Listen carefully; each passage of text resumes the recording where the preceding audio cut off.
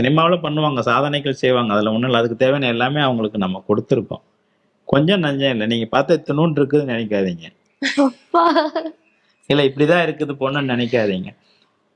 அவளுக்கு வந்து பரதநாட்டியம், கீபோர்டு, பாட்டு கிளாஸு, ஏஆர் ரஹ்மான் இன்ஸ்டியூட்ல பியானோ, இப்படி மியூசிக் சம்மந்தப்பட்டது, கிட்டாரு, எல்லாமே சொல்லி கொடுத்துருக்கு.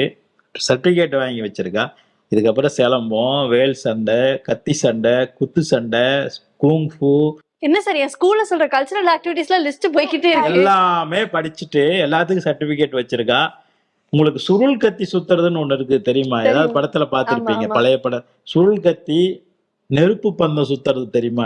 எல்லாமே ஒரு சர்க்கஸ் நடத்துறதுக்கு தேவையான நமக்கு ஒண்ணுமே இல்லைன்னா கூட ரோட்ல போய் 4 வித்தை காமிச்சு நம்ம காசு சம்பாரிச்சிடுவோம்.